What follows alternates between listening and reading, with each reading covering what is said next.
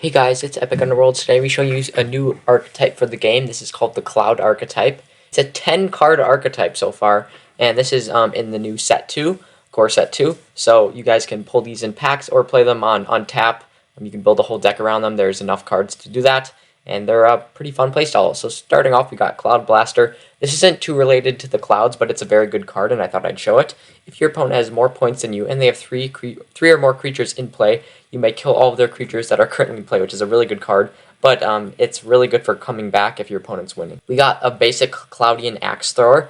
This is a 3/3. Also, I do know that Cloudians are something from PCGs, and apparently they're from Yu-Gi-Oh! Too. But the reason I took them from PCGs is because if you don't know about PCGs, all their characters are like free to use. But apparently, my fans pointed out that there's a thing called the Cloudians in Yu-Gi-Oh! They look way different, but I did not know that, so I do apologize. But I took these from PCGs. So yeah, this is a 3/3 common card, just a really good basic Cloudian card. Got Cloudian Defender. When this card enters your discard pile, draw one card if you have another Cloudian card in play. A really good combo card to use with other Cloudian, and it's got pretty good defense. Cloudian Magician. Whilst this card is in play, all other Cloudian cards gain 2 attacks, so really good for buffing your other Cloudians, and it looks pretty cool.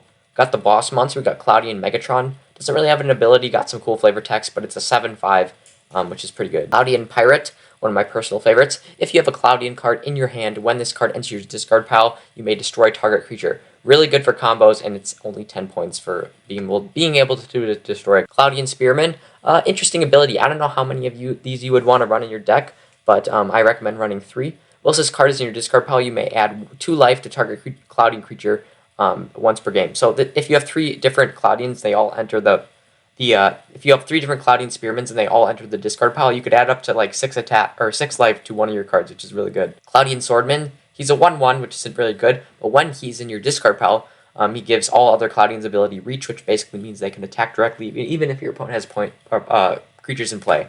And that's really good. Now, as you guys can already tell, the Cloudians basically have effects that say when they're in the discard pile, they buff other Cloudians.